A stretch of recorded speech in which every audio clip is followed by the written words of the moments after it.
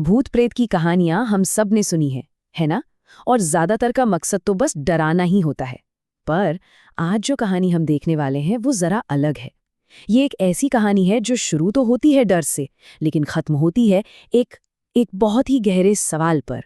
ये कहानी है चटिया और मटिया की।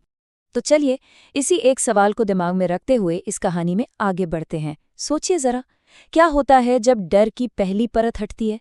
क्या हर डरावनी कहानी का मकसद सिर्फ डराना ही हो सकता है, या क्या पता कभी कभी डर के पीछे कोई मदद की पुकार छुपी हो? तो कहानी का हीरो है रमेश, शहर में रहने वाला, पढ़ा लिखा और हर चीज के लिए लॉजिक और हाँ, टेक्नोलॉजी पे डिपेंडेंट। तो होता यूं है कि एक रात वो एक सुनसान सी सड़क के ढाबे पर रुकता है। काफी थका हुआ है और बस जल्दी से अपनी मंजिल पर पहुंचना चाहता है। और बस यहीं पर दो अलग अलग दुनियाएं आपस में टकरा जाती हैं।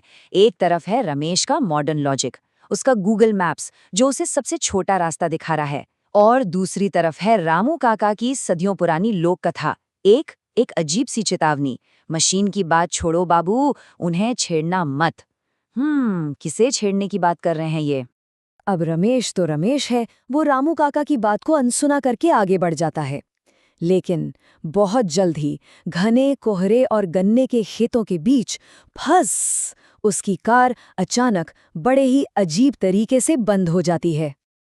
अब जैसे ही रमेश कार से बाहर निकलकर मदद के लिए पैदल चलना शुरू करता है ना, वो खामोशी टूटती है। पहले पायल की छनछनाहट की आवाज, फिर एक लड़की की तीखी गूंजती हुई हंसी, और उसके ठीक बाद एक लड़के की खिलखिलाहट। और सबसे अजीब बात यह है कि आवाजें किसी एक तरफ से नहीं आ रही हैं, बल्कि चारों तरफ से। ऐसा लग रहा है मानो वो घना कोहरा ही उसके साथ कोई खेल खेल रहा हो। और फिर उस पुराने पीपल के पेड़ के पास वो उसे दिखते हैं। एक लड़का चटिया पेड़ की टहनी से उल्टा लटका हुआ है, और एक लड़की मटिया एक पत्थर पर बैठी बस अपनी चूड़ियां खनका रही है। उनकी स्किन एकदम सफेद है और उनकी आंखें पूरी की पूरी काली।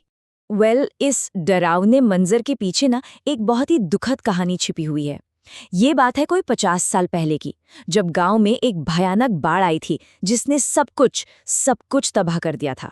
और इसी पीपल के पेड़ के पास दो छोटे बच्चे, चिटिया और मटिया, अपनी माँ का इंतजार कर रहे थे, जो उस बाढ़ में कहीं खो गई और कभी वापस नहीं आई।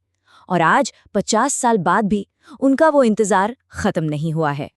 अब होता यह है कि वो बच्चे रमेश का लैपटॉप बैग छीनकर भाग जाते हैं, और उस बैग में कोई मामूली चीज नहीं, रमेश के पूरे करियर की मेहनत थी, सब कुछ। अपने डर पर काबू पाकर रमेश उन आत्माओं के पीछे पीछे एक टूटे फूटे से मंदिर में पहुंच जाता है। मंदिर के अंदर रमेश जो नज़ारा देखता है ना, वो उसके डर को एक झटके में तोड़ देता है। वो बच्चे लैपटॉप को तोड़ नहीं रहे थे, बल्कि उसकी चमकती हुई स्क्रीन को बड़ी हैरत से देख रहे थे।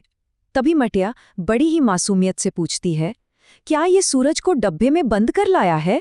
और बस उसी एक पल में रमेश को एहसास होता है कि उसके सामने दो भूत नहीं, बल्कि दो बच्चे हैं। दो बच्चे जो 50 सालों में पहली बार कोई नई चीज देख रहे थे। और बस यहीं से कहानी पूरी तरह पलट जाती है। रमेश का डर अब सहानुभूति में बदल चुका था। वो उन पर चिल्लाता नहीं है, बल्कि बहुत प्यार से बात करता है।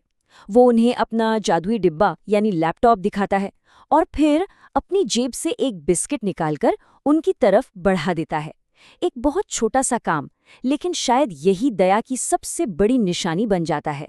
और जैसे ही वो बच्चे उस बिस्किट की मिठास को पहली बार चखते हैं, एक एक यकीन न करने वाला बदलाव आता है। बस एक पल के लिए उनकी वो डरावनी काली आंखें फीकी पड़ जाती हैं, और उनमें उनमें इंसानी आंखों की चमक लौट आती है। उस एक लम्हे के लिए वो भटकती हुई आत्माएं नहीं थे, वो सिर्फ दो मासूम भूखे बच्चे थे। अब जैसे जैसे सुबह होने लगती है, वो बच्चे एकदम शांत हो जाते हैं, उनका पूरा बर्ताव ही बदल जाता है, और वो रमेश का लैपटॉप बैग उसे वापस कर देते हैं। लेकिन यहाँ एक सवाल तो उठता है, अगर उन बच्चों को सिर्फ लैपटॉप से खेलना ही था, तो उन्होंने उसे छीना क्यों? है ना? क्या उनका मकसद सिर्फ शरारत करना था, या फिर इसके पीछे कोई गहरा राज छिपा था?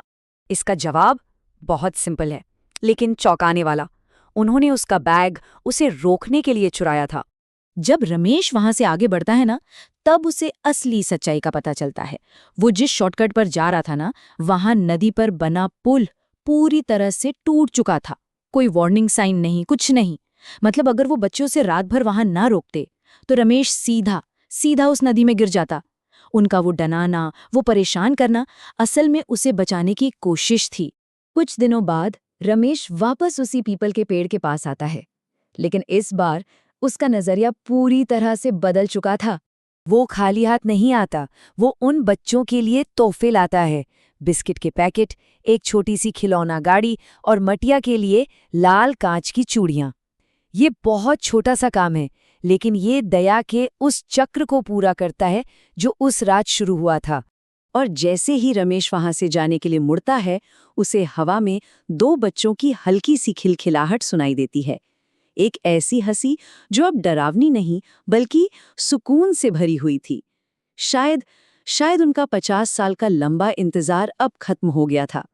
लेकिन रुकिए जरा, कहानी में का आखिरी ट्विस्ट अभी बाकी है। याद है रामू काका, वो ढाबे वाले जिन्होंने रमेश को पहली चेतावनी दी थी? कहानी के बिल्कुल आखिर में वो भी एक हल्की सी मुस्कान के साथ सुबह की हवा में गायब हो जाते हैं। शायद वो भी इस दुनिया के नहीं थे, एक गार्डियन, एक संरक्षक जो इन बच्चों पर नजर रखे हुए थे। और ये कहानी हमें इसी एक गहरे सवाल के साथ छोड़ जाती है कि कितनी बार ऐसा होता होगा कि जिसे हम डर का कारण समझ रहे हैं, वो असल में मदद के लिए एक पुकार हो, एक पुकार जो बस किसी के समझने का इंतजार कर रही हो।